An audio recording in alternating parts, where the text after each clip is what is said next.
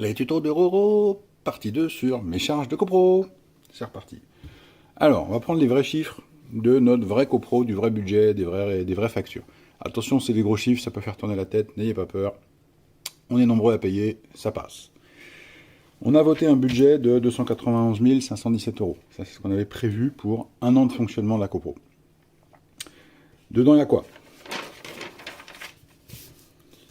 Il y a toutes les parties communes, les espaces verts, l'éclairage à l'extérieur, les halls d'immeubles, etc., les parkings, etc. Dedans, il y a quoi? Il y a du gaz pour la chaudière, eau chaude et chauffage l'hiver, de l'eau froide qui arrive soit froide au robinet, soit sert à alimenter le circuit de chaufferie, soit passe par la chaudière pour être réchauffée et arriver en eau chaude à nos robinets, ce qu'on appelle l'eau chaude à réchauffer, on en reparlera. De l'électricité, dans les parkings, les couloirs, les ascenseurs, etc. Toute la prestation ménage, y compris par exemple le nettoyage annuel des moquettes, le coup de Karcher dans le parking, etc. Toutes les maintenances, j'ai regroupé là toutes les maintenances, genre maintenir le portail, la porte basculante, les VMC, tous les systèmes de sécurité incendie, etc., etc. Les pompes de relevage qu'on a au sous-sol, etc.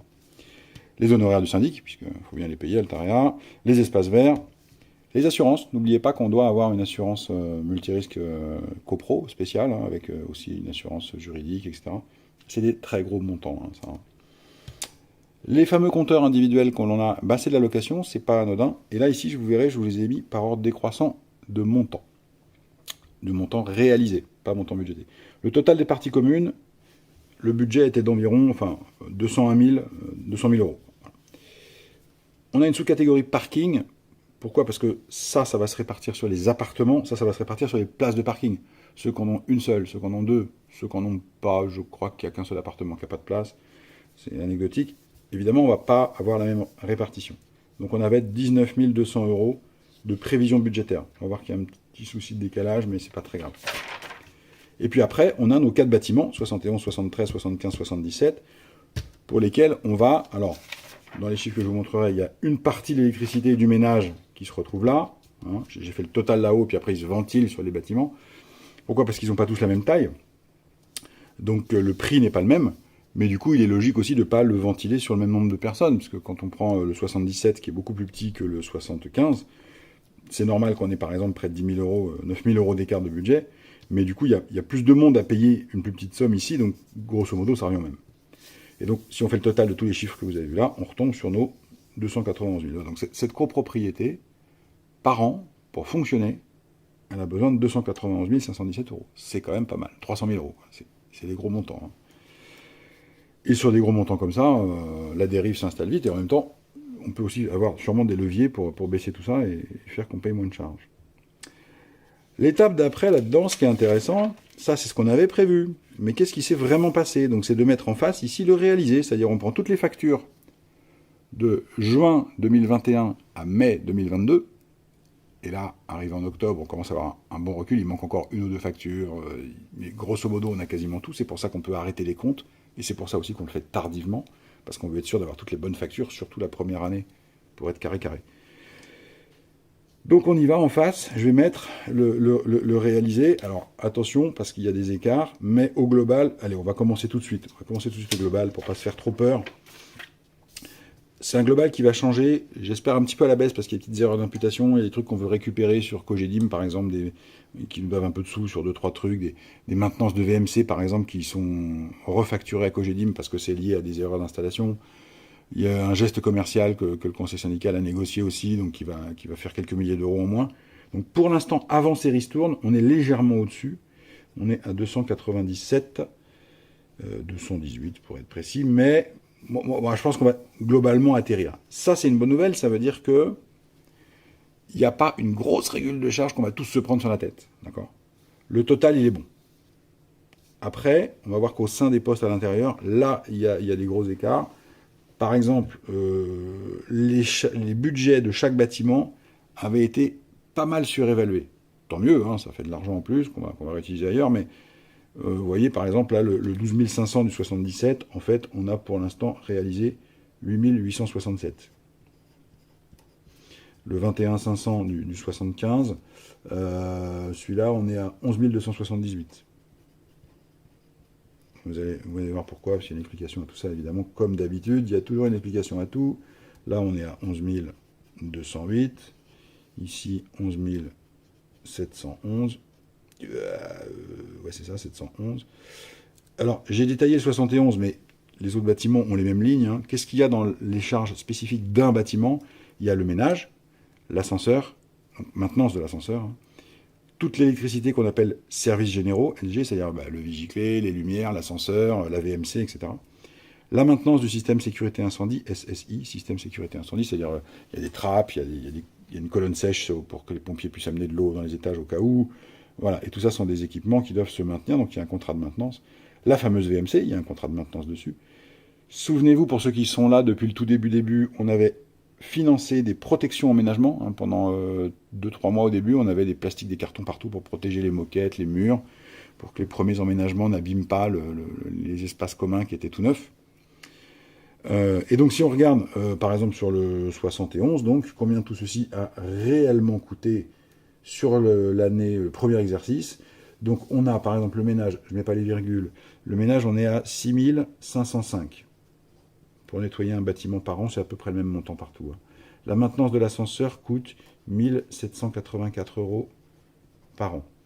L'électricité d'un bâtiment, hein, comme le 71, c'est 1 285. On est à peu près dans les mêmes montants pour les autres, 1300, 1400, 1200, on tourne autour. Les protections emménagement, elles ont coûté 780 € par bâtiment. La bonne nouvelle, c'est que cette charge, elle est abandonnée puisque c'était que la première année, donc on ne l'aura pas sur les prochains exercices.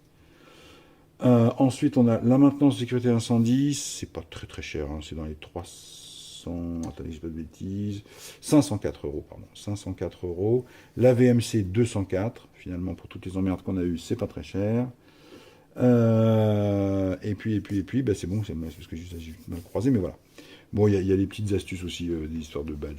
Je rentre pas dans les détails, mais grosso modo, voilà. Là, il vous manque un petit quelque chose. Pourquoi si vous additionnez? Parce que, par exemple, pour les gens qui veulent des vigiques, en plus, le syndic en a acheté d'avance 10 par bâtiment. Donc, du coup, c'est un coût qui va être imputé à l'immeuble, au bâtiment. Et à chaque fois qu'un propriétaire ou un locataire en prend un, on lui refacture. Donc, petit à petit, il y a 180 €, et puis il y a des moins 18, moins 18, moins 18, moins 18, jusqu'à ce qu'on ait vendu les 10, entre guillemets, mais je voulais pas apparaître là. Voilà. Il faut se prendre le chou. Voilà, donc les bâtiments, ça c'est x4. Voilà. Les parties communes et le parking, comme je disais tout à l'heure, qui sont bien distincts. Si je prends les parties communes, c'est 201 000. On atterrit là aujourd'hui à 202. 270, donc pas loin. Donc vous allez voir qu'il n'y a pas de mystère. Si là, on a vachement fait d'économies, alors que là on atterrit bien, c'est qu'il y en a un quelque part par là qui déconne. Enfin, qui déconne. Faut trouver pourquoi. Mais... Donc là on est pas mal. Après, comment ça se ventile ça? What damn, le verre a foutu le bordel derrière, je suis désolé. Les parties communes, c'est quoi? Number one, là aussi c'est pas rang de prix, hein, de coût. Le gaz, réalisé, accrochez-vous, posez votre tasse à café, vous allez vous étrangler, 70 800 €. Et c'est pas fini. En deuxième poste de dépense, on a l'eau. L'eau froide, hein, qui arrive dans la copro. Donc on est à 45 734 € par an. L'électricité, tout confondu. Hein. L'électricité, c'est-à-dire je vais prendre tout ce qui va être sur les parties communes. Alors je reprends aussi celle des bâtiments, je reprends tout, hein, parce qu'évidemment, sinon c'est pas drôle. Après, on la ventile par bâtiment, il y a celle du sous-sol, il y a celle des parkings, etc., des parties communes. Mais en tout et pour tout, la copro a consommé pour 52 131 € d'électricité. Et là, je pense qu'il y a un petit truc qui me paraît beaucoup quand même, mais bon. Le ménage en tout, si j'additionne tous les bâtiments, les parkings, les sous-sols, les espaces verts, les parties extérieures, etc., on est à 35 032 de ménage. Les maintenances diverses et variées, j'ai dit tout à l'heure, hein, les ascenseurs, les VMC, les CCI, les machins, quand on additionne toutes les maintenances, c'est 24 715 €. Position d'après, on a l'honoraire du syndic qui nous coûte 24 519 € par an. Les espaces verts, 14 508. Les fameuses assurances, protection civile, juridique et machin, copro bidule, tout ça, hein, 12 648. C'est quand même un gros poste. Les fameux compteurs, là, on a 3 compteurs par appartement, hein, eau chaude, eau froide et chauffage. Mine de rien, c'est de la location. Et ils servent bien les cocos, hein, parce que ça nous coûte quand même 7 867 € par an. Et puis, autre truc, des petites bricoles à droite à gauche pour 6 000 € à peu près. Voilà, bon, bricole, oui, enfin bon. Je ne vais pas vous détailler. Pareil, histoire de badge, de clés. Bref. Donc, on est pas trop mal. Si on regarde côté parking. Côté parking, l'électricité du parking, qui est donc une partie de celle-ci, hein, dans les 52 000, on les retrouve ici et dans les 4 bâtiments derrière.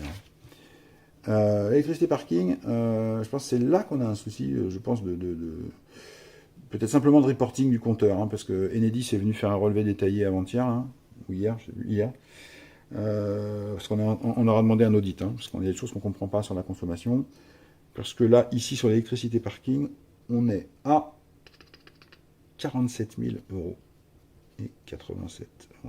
Donc ça me paraît monstrueusement colossal. Quand on compare aux 1300 € d'un immeuble, d'un bâtiment, je ne vois pas pourquoi les néons du parking, si certes il y en a quelques-uns qui restent allumés tout le temps, ça ne peut pas consommer autant. Ok, il y a aussi la chaufferie, mais enfin la chaufferie elle est au gaz, et après, ok, ça prend un peu d'électricité pour tourner, mais là je ne vois pas. Là, il y a un gros point d'interrogation qu'on veut creuser. Ça me paraît énorme ce montant. Alors, la partie parking du ménage n'est pas très chère en fait, hein, 684 €. C'est le coût de haute pression, de nettoyeur haute pression une fois par an, c'est pas très cher. Bon, après, on a des trucs différents. Ouais, on a toutes les pompes de relevage là, qui éjectent l'eau, les eaux d'exor, les eaux de pluie, les eaux d'hydrocarbures, etc., etc. On est à 1396. La maintenance du SSI parking, un petit peu plus parce qu'il y a la porte coupe-feu qui nous coûte un peu plus cher, mais enfin, ça reste fort raisonnable à 640 €. La porte basculante et le portail extérieur nous coûtent quand même 1396 € de maintenance par an. Non, attendez, j'ai croisé la ligne avec les pompes là, autant pour moi. Les pompes c'est 1377 et 1396 ici, bon c'est kiff-kiff. Hein. Donc pour un total parking de, évidemment, avec le truc électrique qui nous plombe, 51 880. Donc vous voyez là, ici, je vais prendre le rouge, putain, je suis un vrai prof aujourd'hui. Hommage à nos amis enseignants. Là, ici, il y a un problème. Puisqu'on on fait plus de x2 le budget. Alors, ça passe au total, parce que sur les bâtiments, on a vu qu'on arrivait toujours en dessous du budget. 11 pour 21, 11 pour 18, 11 pour 18, 8 pour 12, etc. Donc du coup, c'est ce qui fait qu'à l'atterrissage, on n'est pas trop dégueu. Mais n'empêche que là, il faut qu'on creuse. Parce que je pense que là, il y a soit une erreur, soit en tout cas quelque chose qui surconsomme, qu'il faut traquer tout de suite, trouver, lui tordre le cou, et l'année d'après, on respire, et on va retrouver de l'argent. Mais là, il y a un truc. Voilà. Bon, alors, après, c'est typiquement ça le boulot du conseil syndical aussi, hein, de d'éplucher tout ça, de vérifier, de traquer, machin, et de dire au syndic, hop, hop, hop, hop, on creuse là. Donc ça, on le fait très bien. Marc Humut, qui fait partie du conseil, est plus spécialisé que moi là-dedans. Hein, c'est le pro de tout ce qui est suivi de compte, budget, etc. Donc il fait ça très bien. Et pour vous dire que, voilà, à l'Assemblée Générale, le syndic va vous soumettre les comptes. Alors ça va être un document... on a eu le projet qui est pour l'instant pas validé, hein, puisqu'il y a des chiffres qui sont faux, mais voilà, c'est un truc qui fait, je sais pas combien de pages, enfin voilà, ça résume, moi j'ai essayé de le résumer comme ça, mais c'est chiant, voilà, il y a 19 pages. Vous allez recevoir ça dans la convocation, je vous invite à le lire en détail, à vous plonger dedans. Maintenant, nous, conseil syndical, on le fait aussi pour vous. Si vous nous faites confiance, on vous met les zooms en disant, là ça va pas, etc. Voilà un peu comment on fait. Alors, première régule de charge qu'on peut avoir dans une copro, c'est quand effectivement, là, il y a un gros écart. On va demander à chacun soit de mettre à la poche en plus, parce que là, c'est plus élevé, soit là, on arrive à faire moins que le budget, et du coup, chacun repart avec un petit billet en fin d'année. Là, je pense qu'on va être pas loin de zéro. Parce que je vous dis, hein, c'est pas un chiffre qui est définitif, ça, parce qu'il y a encore des factures qui manquent, des factures qui sont mal imputées, des trucs. Je pense ça va être quasiment invisible, on va être à l'équilibre. Voilà. Fin du tuto 2, on va passer au numéro 3 après sur comment on ventile la partie gaz eau chaude avec nos fameux compteurs.